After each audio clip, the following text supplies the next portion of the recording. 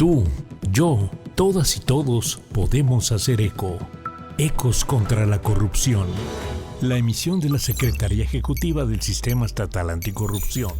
Con Fernanda Reyes Bueno y Agustín Páez. Comenzamos.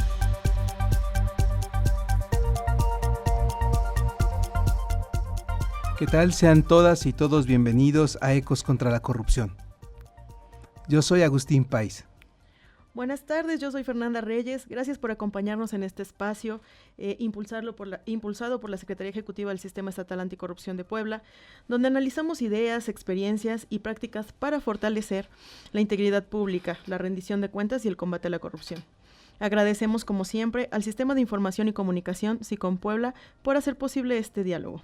Y bueno, en el episodio de hoy vamos a abordar un tema central para la vida democrática, y es la rendición de cuentas, la relación que hay con el combate a la corrupción y poniendo un énfasis especial en las contrataciones públicas y el papel que juega la universidad y la investigación académica en este esfuerzo colectivo. Así es, y para ello el día de hoy tenemos una invitada de lujo y contamos con la participación de la doctora Sofía Salgado Remigio, académica e investigadora, especialista en rendición de cuentas, acceso a la información, democracia y contrataciones públicas. Bienvenida, doctora. Muchísimas gracias, les agradezco la invitación al Sistema Estatal Anticorrupción de Puebla y evidentemente a su secretaria, ¿no? A quien estimo y le mando un gran saludo. Muchas gracias a todos ustedes. Muchas gracias, doctora. Procedemos a leer su semblanza. La doctora Sofía Salgado Remigio, es doctora en Ciencias Políticas y Sociales por la Universidad Nacional Autónoma de México y académica con una amplia trayectoria en investigación, docencia y gestión pública. Su trabajo se ha especializado en el estudio de la rendición de cuentas, el derecho de acceso a la información, la sociología de la administración pública, la gestión de riesgos institucionales, el control interno contra la corrupción y la democracia en las contrataciones públicas, con un enfoque transversal en derechos humanos, equidad y mejora de la gestión pública. Es investigadora de tiempo completo en la Coordinación de Humanidades de la UNAM, donde coordina proyectos de investigación sobre la sociología política de las contrataciones públicas. Actualmente desarrolla investigaciones de alcance internacional, entre ellas el proyecto El Corredor de la Corrupción Política, en colaboración con la UNAM Canadá y la Universidad de la Concordia, así como un proyecto conjunto con la Universidad de Cuenca, Ecuador, sobre políticas de gobierno abierto en América Latina. Cuenta con más de 16 años de experiencia académica en la UNAM, participando activamente en el diseño, planeación e implementación de programas educativos a nivel licenciatura y posgrado.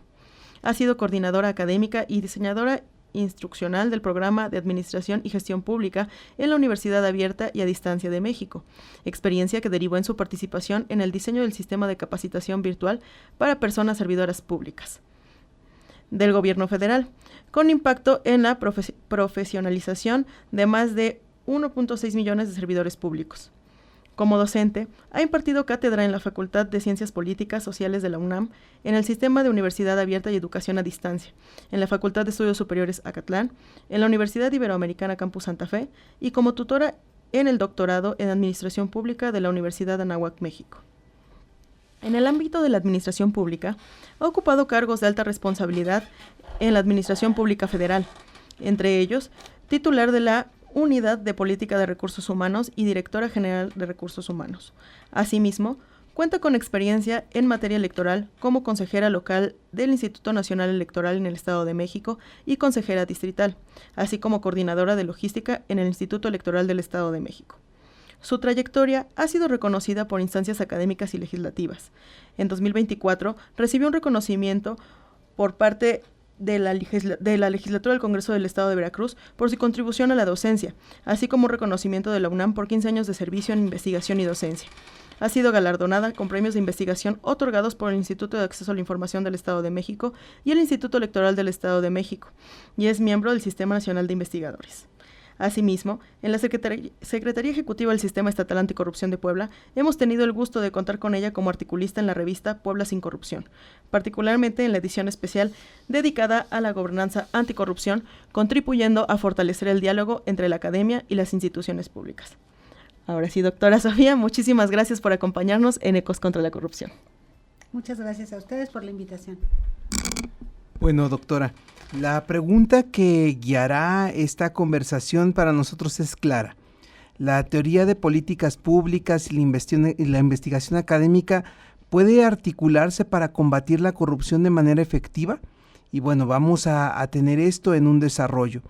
Desde la teoría política moderna, podemos ver que se señala el ejercicio del poder solamente como legítimo cuando éste está sujeto a reglas, cuando hay procedimientos y controles racionales. En ese sentido, doctora, ¿cómo podríamos entender la rendición de cuentas desde la teoría de la política pública, desde la administración? ¿Y cómo podríamos tener esto como un eje para combatir la corrupción? Muchísimas gracias, Agustín y Fernanda, por la presentación y evidentemente por las preguntas. Algo que me parece sumamente importante sobre el combate a la corrupción y la rendición de cuentas es que debemos entender y comprender que viene desde una estructura mucho más amplia, que es la democracia. Y entonces cuando hablamos de rendición de cuentas, de combate a la corrupción, de acceso a la información, de la promoción de derechos humanos, hablamos de sistemas democráticos. Y la democracia, como sistema político, nos indica que debe de haber una serie de condiciones humanas, condiciones políticas, de control, tanto constitucional como social y administrativo, cómo se ejerce el poder, quién ejerce el poder y cuáles son esas estructuras que se van a controlar y cómo poder controlarlas. Entonces, a lo largo de los años, la corrupción ha existido desde que existen las administraciones públicas, los estados y las ciudades. El doctor Omar Guerrero Orozco, uno de los grandes estudiosos de administración pública, nos decía que la administración pública existe y viene aparejada con las estructuras del Estado. Es decir, la administración pública es el aparato administrativo del Estado, de forma muy resumida, ¿no? Uh-huh. Él evidentemente hacía muchas investigaciones sobre ello, pero entonces administración pública tenemos desde que existen los estados antiguos incluso. Entonces vemos cómo se construían los acueductos, cómo se construían los caminos, y quienes los hacían eran servidores públicos, y evidentemente tenían un poder. Entonces, la investigación en temas de rendición de cuentas viene desde estas estructuras que pasan por toda la historia del siglo XVIII y de el desarrollo de los derechos humanos y de la modernidad en las estructuras de los estados, y cómo empezamos a controlar el poder más allá de que solamente una serie de servidores públicos, de grupos políticos en la sociedad, pueda tener una dirección importante y dirigir los caminos de ese poder en la administración pública. Con base en ello, estas estructuras democráticas lo que generan en el tema de rendición de cuentas son dos cosas. Uno es el sistema de sanciones que debe de haber en estas estructuras de control político y económico, y el control social incluso también, pero son estas normas de sanción. Y además de estas normas de sanción, también estas normas de que son los dos grandes vínculos, no solo son los únicos, pero el tema de rendición de cuentas tiene que ver con las sanciones, pero también tiene que ver con la capacidad de exigir información, de exigir conocimiento y de exigir resultados.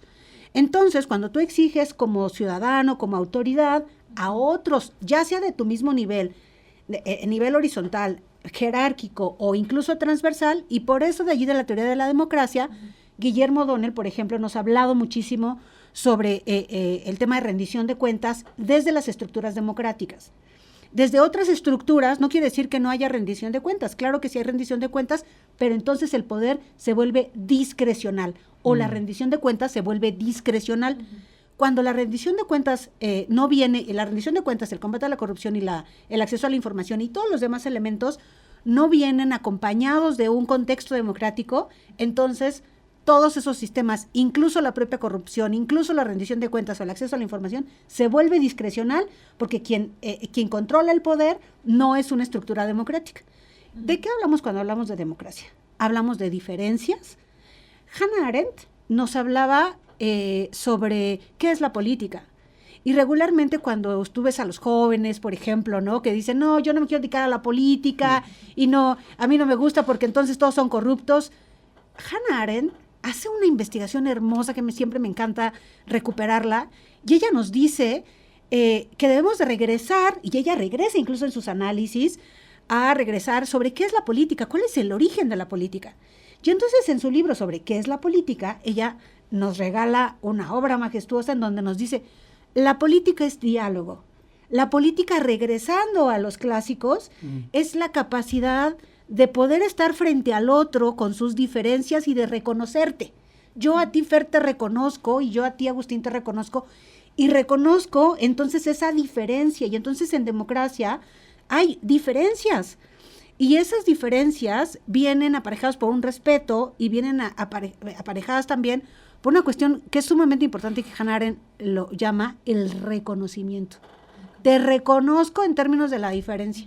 Y entonces con base en eso se puede trabajar desde el punto de vista político, y entonces regresa la definición de la política como un acto de dedicación, de análisis o incluso de ejercicio profesional digno para mejorar todo aquello que nos genera problemas, y que, porque tiene que ver con el tema también de política pública, y aquí uno el tema de política pública, en donde la política pública lo que va a hacer es resolver problemas públicos. ¿Cuál es un problema?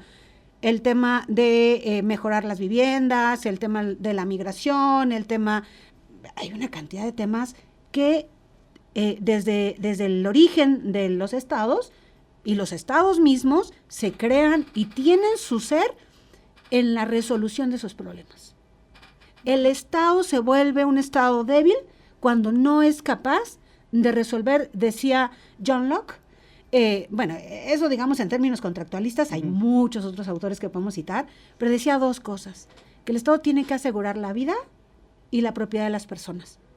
Y entonces cuando se vuelve en la vida y la propiedad de las personas, entonces tenemos que resolver la capacidad de dar alimento, la capacidad de dar vivienda, de tener buenos servicios, de dar salud, y todo eso viene aparejado con un tema de rendición de cuentas, con un tema de transparencia, con un tema de acceso a la información.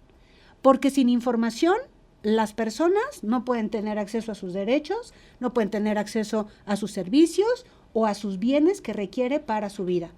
Porque sin rendición de cuentas, entonces cualquier servidor público o cualquier estructura de poder en las legislaturas o en los gobiernos, en cualquier tipo de gobierno, entonces había discrecionalidad del poder. Y entonces quien se queda vulnerable, pues es la persona en su vida y en sus posesiones. Y en su vida pensamos, insisto, en todo el tema de servicios y derechos que tiene la población. Entonces no es una cuestión menor, es muy importante el tema de la rendición de cuentas, vista y vinculada desde la democracia, y de cómo los gobiernos, sí o sí, su origen y su núcleo central son los ciudadanos. Es la población a la que se deben. Sin esa población, algo que es muy importante y que a veces a las autoridades en todos los niveles y en todo el mundo se les olvida, es que sin ciudadanos no va a haber gobiernos, ¿no? Entonces, a mí me parece muy importante esto, lo dejo como pues una discusión y como una reflexión para todos, porque toca para los ciudadanos de saber el valor que ellos tienen, pero también toca para los servidores públicos y las estructuras administrativas de saber los retos que tienen, porque hay una diferencia, y que me gusta mucho, sí, el tema de políticas públicas que se ha manejado con todos estos autores, sobre todo estadounidenses, de políticas públicas, que en México tenemos una tendencia muy anglosajona del análisis de políticas públicas. No es la única tendencia, pero tenemos esa tendencia en donde hay problemas públicos. Y creo que si cambiamos el tema de problemas por retos, podemos agarrar y decir, es un reto y entonces puedo resolverlo. Y si es un problema, pues ya es un problema. Ya. Sí. No, tenemos cómo resolverlo. Entonces, es un reto y entonces tenemos todos que unir esfuerzos desde nuestros propios ámbitos, porque es muy importante, pues para poder seguir. Ese sería mi primer comentario. Sí, y justamente ahorita que hablaba de hacerlo de manera colectiva y rozábamos el tema de políticas públicas, en sus investigaciones ha señalado sobre que la corrupción no puede entenderse como una suma de conductas individuales, ¿no? Entonces, ¿por qué es importante analizarla como un fenómeno estructural y cómo implica esto para las políticas públicas? Fer, qué buena pregunta. Fíjate que Pues yo no soy, digamos, propiamente una de las académicas o investigadoras que haya descubierto esto. La verdad es que ha habido muchísimos investigadores a nivel internacional y nacional. El doctor Malemseña en España, el doctor Johnston en los Estados Unidos, y ahora recientemente estoy trabajando con el doctor Jaín Arvin, que además le va a dar mucho gusto, doctor Jaín Arvin. Le mandamos un saludo desde Puebla hasta la Universidad de Concordia en Canadá. Él ha escrito un libro sobre entendiendo la corrupción política. No es el único, porque hay muchos otros más libros. Fíjense que también, por ejemplo, la India ha estado trabajando más desde el tema económico sobre el combate a la corrupción, porque corrupción hay en la India, corrupción hay en Rusia, corrupción hay en China, en Inglaterra, en Suiza, en Suecia, en Noruega, República Checa y en México, ¿no? Entonces, ¿cuál es como la estrategia y cómo la entendemos? A mí me parece muy importante diferenciar entre las diferentes perspectivas y enfoques a partir de los cuales se estudia, se analiza la corrupción, y se ha analizado evidentemente desde un tema mucho más administrativo, de política pública, en donde los corruptos son desde los procesos, las personas servidoras públicas son los corruptos, y entonces si tú eres servidor o servidora pública eres corrupta. Pero también hay otra perspectiva que es mucho más social, en donde es cultural, ¿no? Entonces todos son, si tú naciste en México eres corrupto por naturaleza, y si naciste en Noruega entonces ya no eres corrupto, ¿no? Entonces, o si eres mexicano y te vas a Noruega entonces ya se te quita. O sea, a ver, no es así. Entonces la investigación, evidentemente desde estos diferentes enfoques, y el enfoque a mí me gusta muchísimo, sobre todo esto que te estoy platicando de el doctor Arvin, de cómo lo maneja desde un punto de vista político y del poder. En aquellos años, cuando yo estudiaba la licenciatura en Administración Pública, yo tuve un profesor que voy a hacer un paréntesis porque además es muy importante, el doctor Miguel Escobar Valenzuela, uno de los académicos más importantes de la Universidad Nacional Autónoma de México en la FES Zacatlán, fue mi profesor. Y él nos regaló 2 obras, y las 2 obras analizaba el tema del poder. Entonces, en realidad, yo desde muy joven traigo esta perspectiva de analizar la administración pública, desde analizar las estructuras políticas, desde cómo el poder influye y se relaciona y se vincula con estructuras organizacionales, institucionales de regulación, con las relaciones sociales, y entonces eso nos ayuda a entender que no necesariamente es la cultura, que no necesariamente es el aparato administrativo, sino que hay un conjunto de relaciones sociopolíticas que no necesariamente las vemos, pero que existen, y que esas relaciones sociopolíticas del poder y cómo se distribuye el poder en las organizaciones públicas, privadas, sociales o en cualquier ámbito de la vida, pero esto es muy importante porque estamos hablando de las relaciones de poder, y relaciones de poder hay en todos los espacios.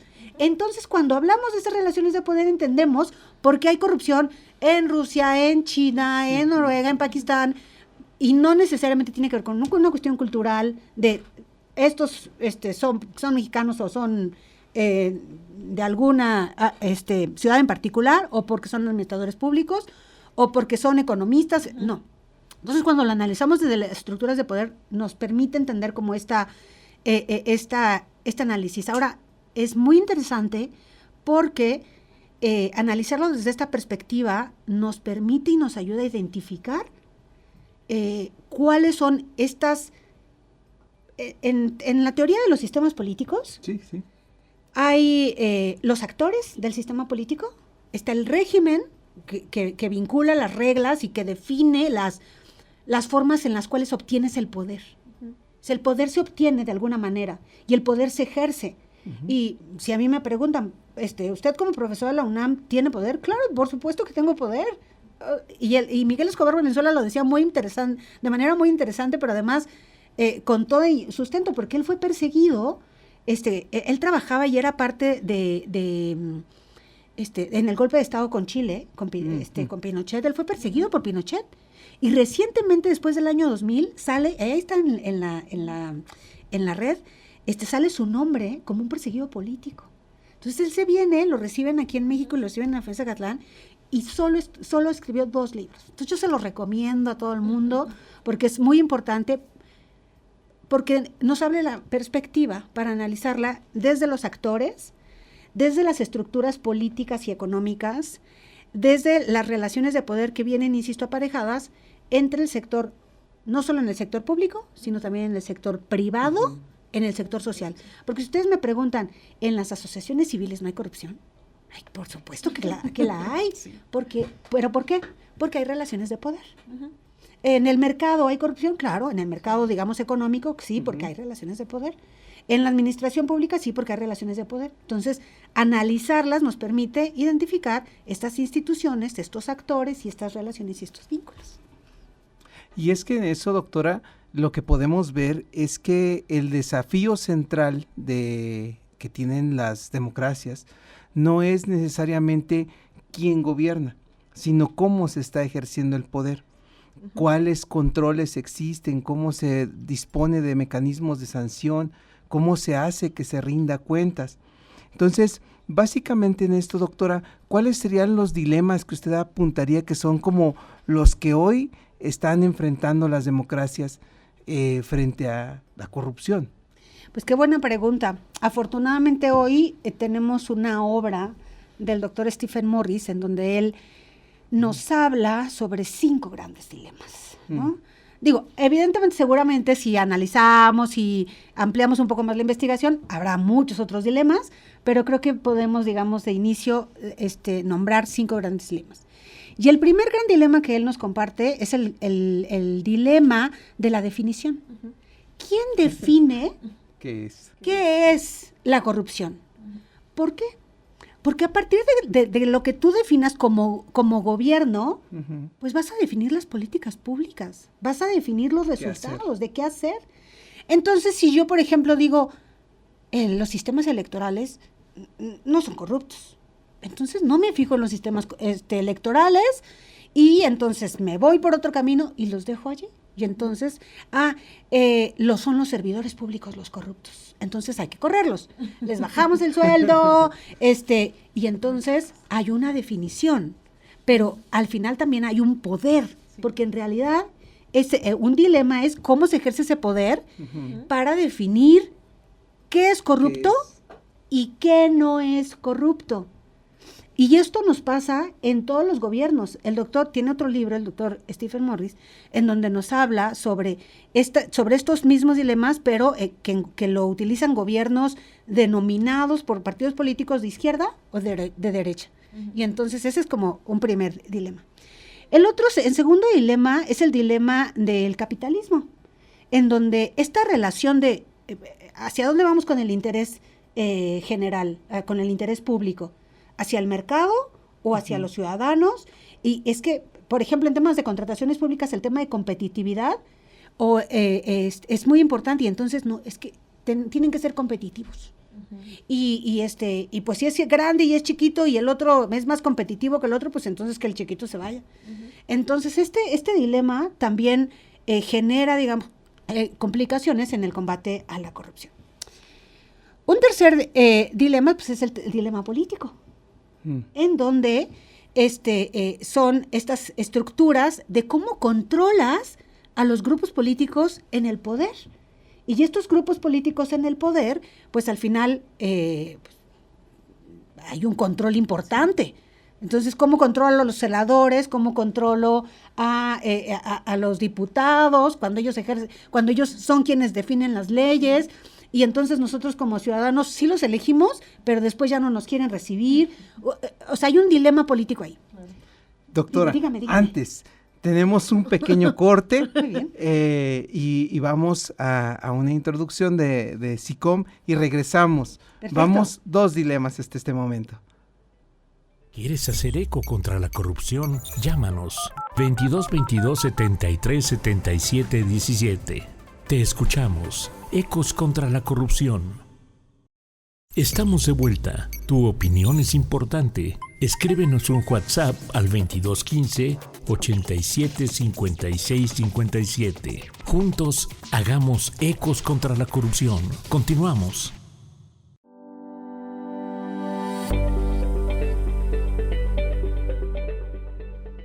Regresamos a Ecos contra la Corrupción. Gracias por seguirnos acompañando a través de SICOM Radio. Y también les anunciamos que ahora pueden seguir a SICOM Radio 105.9 FM a través de Facebook. En X también lo encontramos como @Radio SICOM Puebla y TikTok a través de SICOM Radio. Ahí van a encontrar noticias, cultura, música y todo lo que mueve a la radio de los poblanos. Mientras seguimos con nuestro programa y nos quedamos con la doctora Sofía hablando a los dilemas. Sí, la doctora nos ha hecho un recorrido de cómo el hecho de vivir juntos y definir lo público como lo más importante, que es la vida democrática, bueno, trae aparejado el qué hacer con la corrupción, pero a partir de establecer controles al poder. Ella nos estaba hablando antes del corte acerca de los dilemas del poder y nos comentó acerca de dos dilemas hasta este momento. Uno, la definición, y otro dilema es el poder en sí. Pero le escuchamos, doctora. Sí, muchas gracias. Pues, como les comentaba, son 5 grandes dilemas, ¿no? El primero es el tema de la definición, el segundo es el tema de la globalización, el tercero es el político, el cuarto es el anticorrupción y un quinto que es el tema personal. En este último es muy importante porque al final las decisiones que se toman, digamos, en entornos de relaciones y vínculos con el poder, insisto, en cualquier sector, público, privado, social, familiar, íntimo y demás, o privado o público, tiene que ver con una decisión. Alguien decide, digamos, hacer un acto. Evidentemente no es una cuestión individual, que ese es otro gran análisis que se ha realizado. Si la corrupción es un tema individual, no necesariamente es un tema individual, pero sí hay decisiones personales, ¿no? Entonces, no estoy de acuerdo con el tema de que sea individual, pero Stephen Morris sí nos habla sobre el dilema de que al final es una persona. O sea, hay una diferencia entre que sea un tema individual, yo solito voy a cometer corrupción, no, porque hay una serie de vínculos y relaciones políticas a través de las cuales se ejercen estas relaciones de poder, que pueden ser de veras a veces el miedo, la dominación, que son, insisto, relaciones de poder muy sutiles, que muchas veces uno no se da cuenta. El miedo a perder un trabajo, porque hay una enfermedad y no... Eso mismo pasaba, por ejemplo, en la época en donde Hannah Arendt analizaba sobre la condición humana, en donde la toma de decisiones de los administradores públicos en los campos de concentración. O sea, ¿por qué mataban a tanta gente? ¿O por qué la persona que tenía que prender los hornos obedecía cuando sabía que todas las demás personas iban a morir? Porque era un tema administrativo. Y entonces allá había estructuras de dominación, estructuras de temor político, de relaciones de poder, en donde si después tú les preguntas a mucha gente que si de verdad ellos querían prender eso, sí, y eso lo hace en los... digamos, en estos juicios de Nuremberg, muchas personas decían, pues que yo ni soy una persona mala, ni quería, ¿no? Claro. Pero había estas estructuras de poder que al final orillaban y orientaban. Entonces, esto es muy interesante analizar el poder. Por eso es una de mis líneas de investigación, las cuales evidentemente trastocan y pasan por temas de corrupción, transparencia, rendición de cuentas y contrataciones públicas.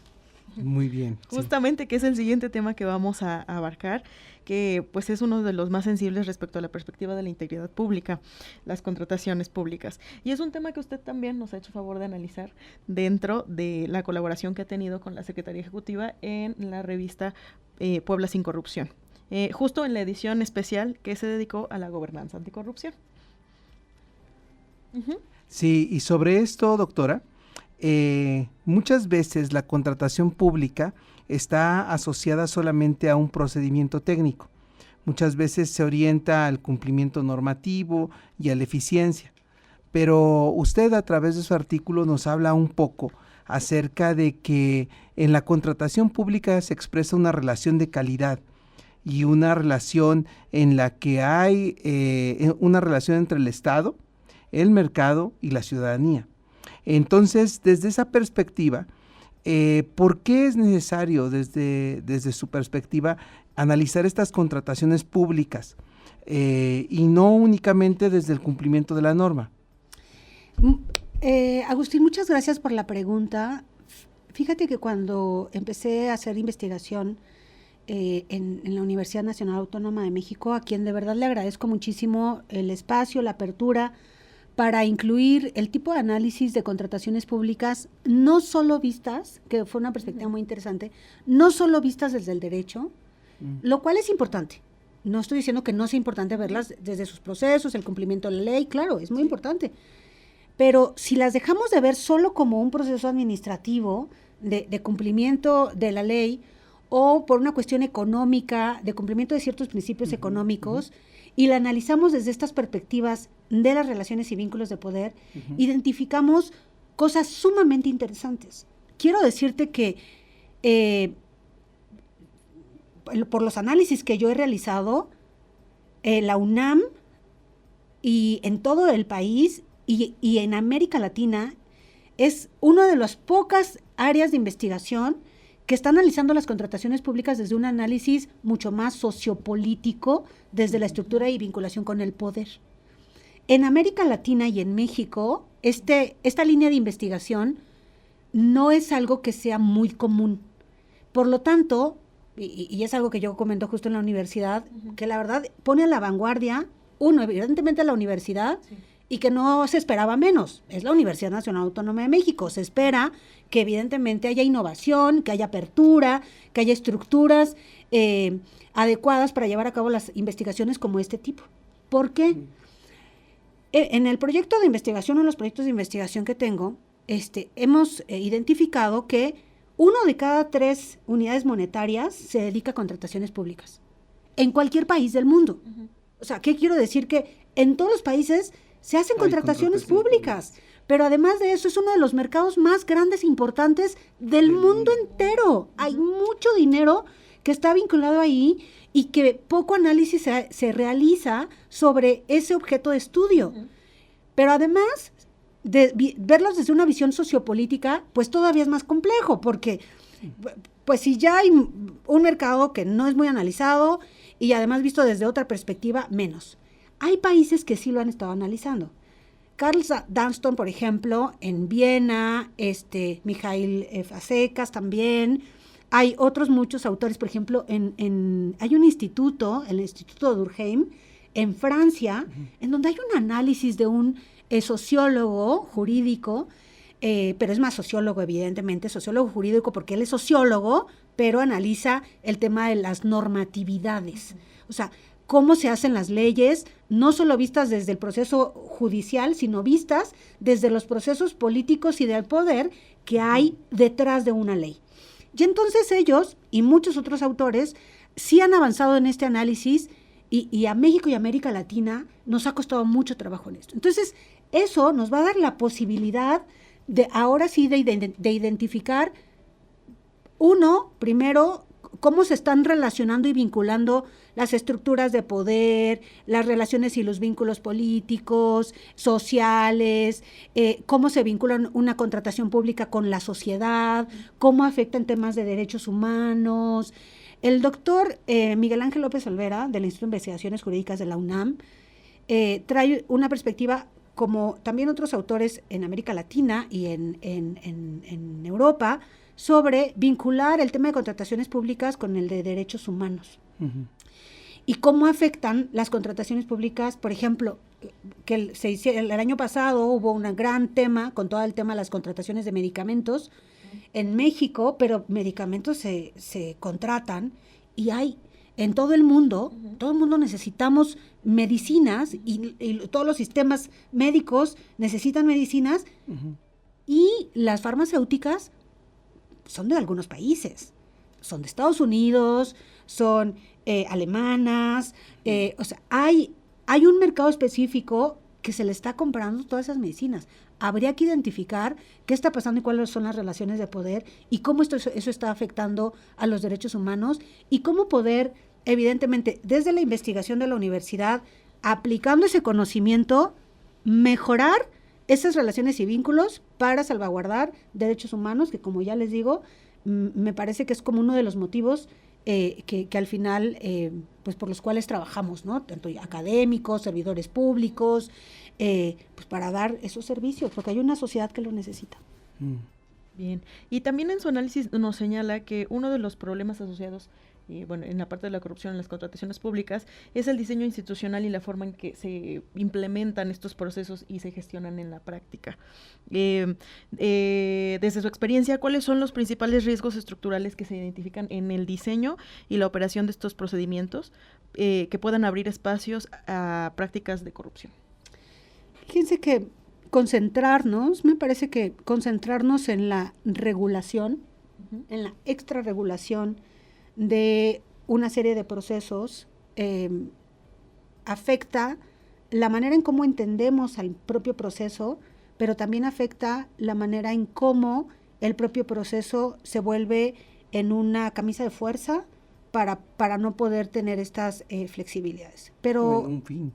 Exacto, entonces de repente lo que observamos es que en los países, en los estados, en las entidades federativas, o incluso, a veces, incluso muchos académicos hablamos de, ¿qué hacemos? Pues una ley. ¿Qué hacemos? Pues un reglamento. ¿Y qué hacemos? Pues, y entonces queremos, pues sí, aumentar el tema de la regulación formal, lo cual evidentemente de repente tenemos una gran cantidad de normatividades que ni siquiera necesariamente se utilizan, o, muy importante, lo que hacen regularmente, y que eso pasa, es que en el tema de contrataciones públicas, por ejemplo, tanto la ley de obra pública como la ley de adquisiciones, son leyes que sí han sido reformadas, que han tratado de ser actualizadas, que se les han incorporado algunos principios, pero la realidad es que nos hemos dado cuenta que la estructura base de esa normatividad viene de los años 70, pero que además protege una serie de principios económicos, que era lo que yo les platicaba de los dilemas, una serie de principios económicos que no necesariamente estoy diciendo que esté mal, ¿no? Pero, insisto, hoy ya no estamos en los años 70, o sea, estamos en los 2020, y eso ya tiene 50 años. La sociedad ha cambiado. Hay una serie de condiciones en donde tenemos que cambiar y modificar esas estructuras, pero no necesariamente es agregarle, porque ahora están esas leyes que no es necesariamente están modificadas, pero hay una serie de lineamientos, manuales, ¿y qué creen? Lo que está sucediendo es que las empresas utilizan esas mismas normas y esos vacíos de esas mismas normas, y no por eso estoy diciendo que hagamos más reglamentos y más, sino que aquellos sean una serie de principios claros, justos, equitativos, basados sí en el derecho que tienen las empresas a la competencia, pero también basadas en una serie de derechos que tiene la sociedad en la provisión de bienes, servicios y derechos. Sí, y es que esta parte, ese es el siguiente tema que quisiera preguntarle, doctora. Este binomio competencia económica y equidad, ¿no? ¿Cómo es que nosotros lo podemos abordar en las contrataciones públicas? Porque si bien es necesaria la competencia económica, mucho porque el modelo económico que tenemos es este modelo donde las empresas son las que impulsan la economía, también es necesaria la equidad, o sea, establecer condiciones que disminuyan la desigualdad social y que permitan que la riqueza sea distribuida. ¿Cómo ve usted esa parte? Pues yo creo que es fundamental. Esto es una tendencia a nivel mundial, en donde el tema no solamente de la competencia o de la concurrencia están siendo importantes para el tema de contrataciones públicas, sino también el tema de igualdad, equidad, justicia, vinculando, uno, la perspectiva de género en las contrataciones públicas. Dos, la inclusión de grupos vulnerables. Pienso, por ejemplo, en personas con discapacidad. Porque hay empresas que tienen solamente o que contratan personas con discapacidad, o hay empresas en donde los dueños son personas con discapacidad. Entonces, ¿cómo motivamos y cómo impulsamos la economía, incluyendo las mujeres? O sea, recientemente escribí un artículo que está publicado en el Centro de Estudios de Administración Pública. se ha identificado que las mujeres, cuando hay un desarrollo económico de las mujeres, hay desarrollo social. Entonces, ¿qué implica? Que los niños tienen una mejor educación, que las familias tienen un mejor entorno.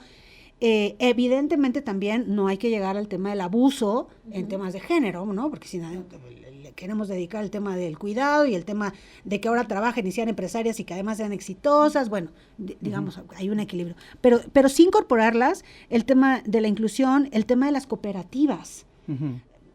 Quienes más producen café, chocolate, que es utilizado en todas las partes del mundo, en las administraciones públicas y demás. En Colombia, por ejemplo, se ha trabajado mucho con el tema de las cooperativas.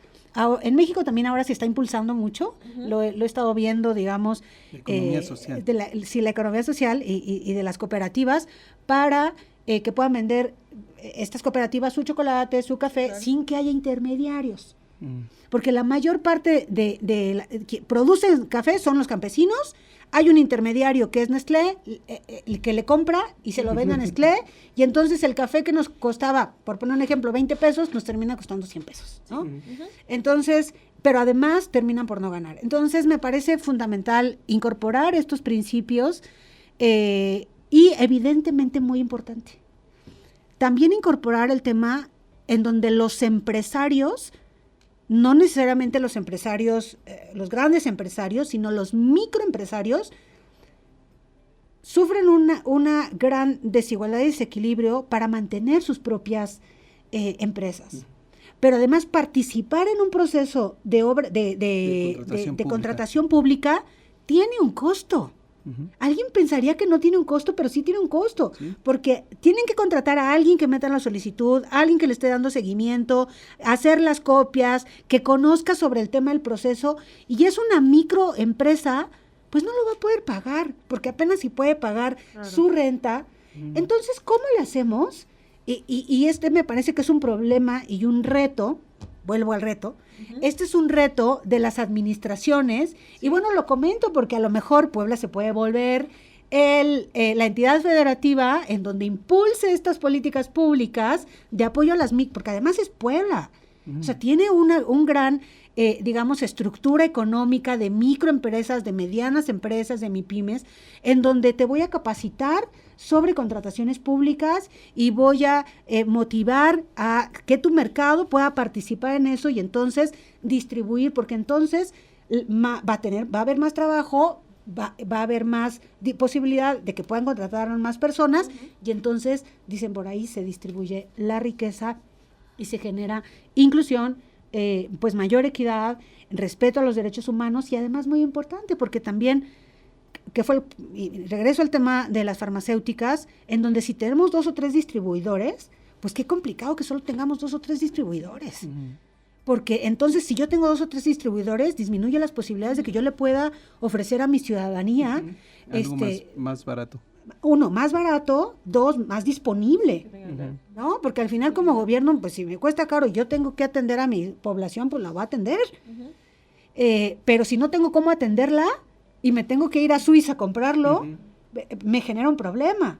Entonces, me parece muy importante incluirlos, vincularlos, identificarlos, y evidentemente que lo digamos los académicos y que haya disponibilidad pública del poder público, gubernamental, para escuchar y ir incorporando pues estas propuestas. Sí, muy, muy interesante eso, doctora.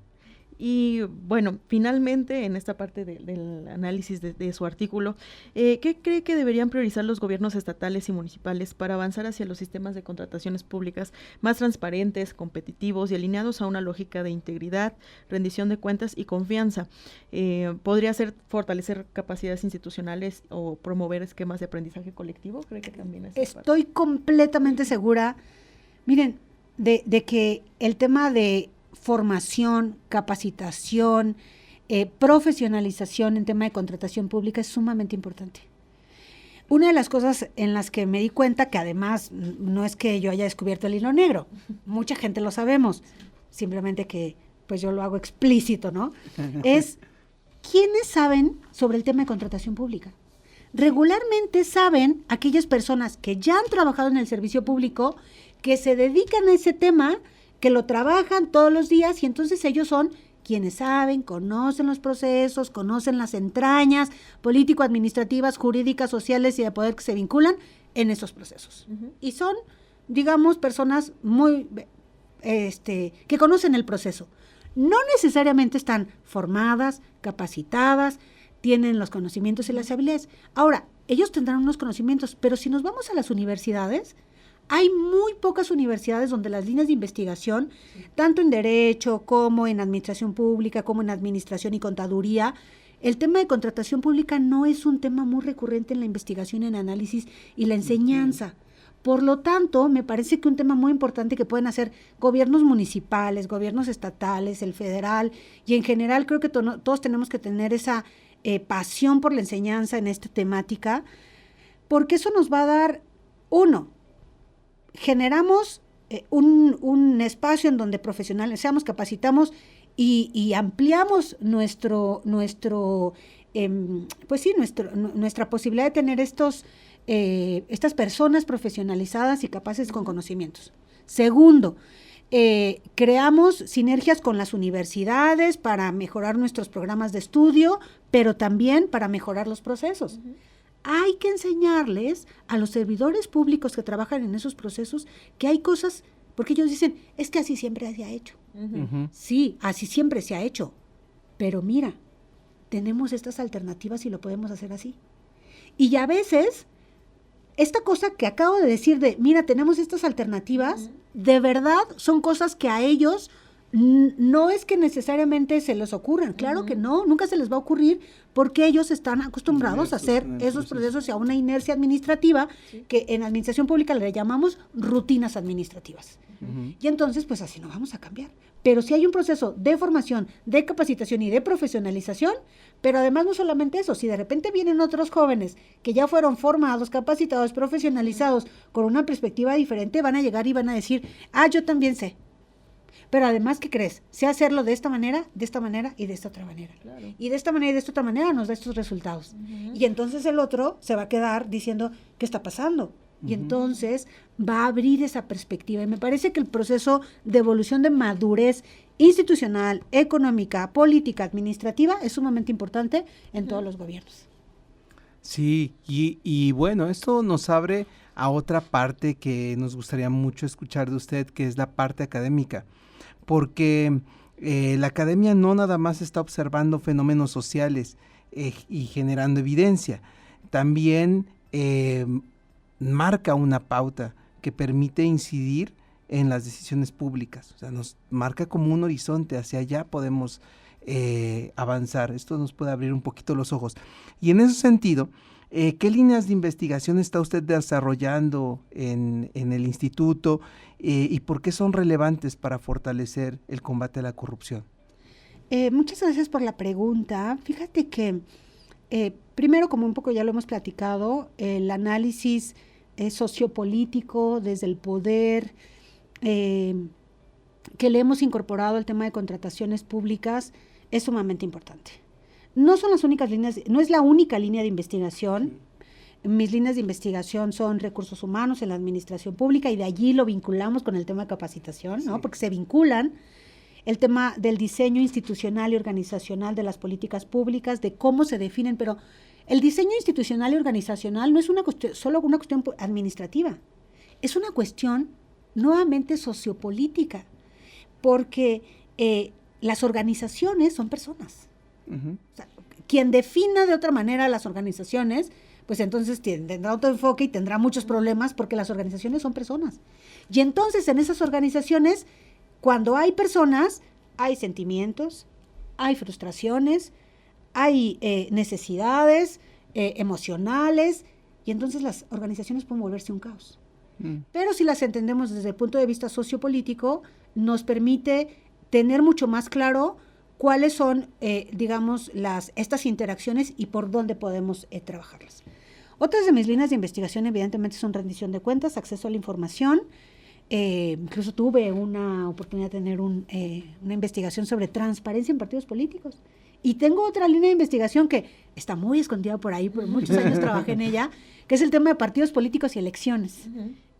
por varios años, por 10 años aproximadamente, también me he dedicado a estudiar temas de elecciones y partidos políticos, porque al final, insisto, no es que, como es esta línea de investigación del poder, abarca todas esas estructuras de la democracia. Y evidentemente no puedo estudiar estas líneas de investigación sin estudiar el tema de la democracia, que es una línea de investigación la cual evidentemente transversaliza todas estas otras líneas.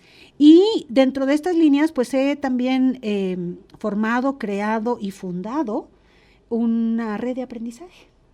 Esta red de aprendizaje en contrataciones públicas tiene el objetivo de vincular varios sectores, público, privado, social, académico, civil, de lucha ciudadana, porque nosotros somos un grupo de académicos que estamos dispuestos a irnos a las comunidades, a enseñarles a las comunidades, a las colonias, a la gente, pues sí, de ciudadana, qué es una contratación pública. Claro.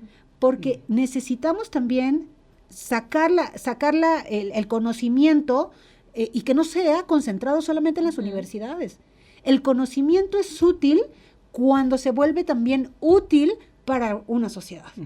Y entonces, es relevante para exacto, por supuesto, porque si no, entonces estamos acá en la universidad, en las instituciones, hablando de un montón de cosas, y si no lo socializamos, pues entonces lo volvemos un poco concentrado, evidentemente inútil, estamos minando la utilidad.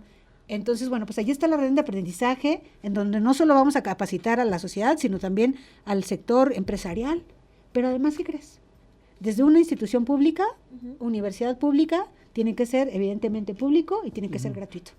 Así es que nosotros no, bueno, al menos yo no, y evidentemente las personas investigadores que también están en la red de aprendizaje y los estudiantes incluso, ¿por qué? Porque así tiene que ser.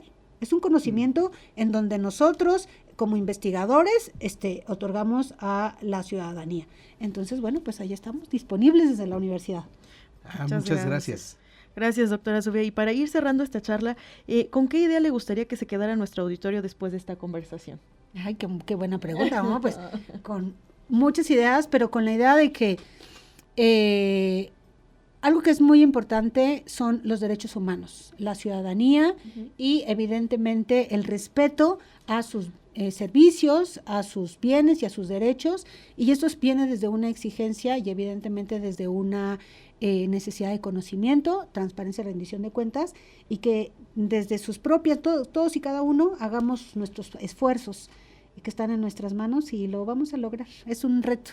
Ya no va a ser un problema la corrupción. Lo vamos a plantear como un reto. Es un reto.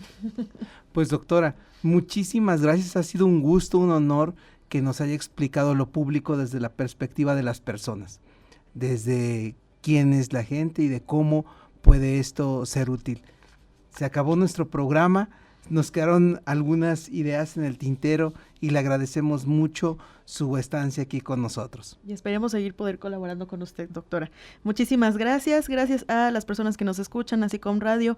Síganos en nuestras redes sociales, Asicom Radio y Sea Puebla, y nos vemos hasta la próxima. Hasta la próxima. Hasta la próxima, gracias.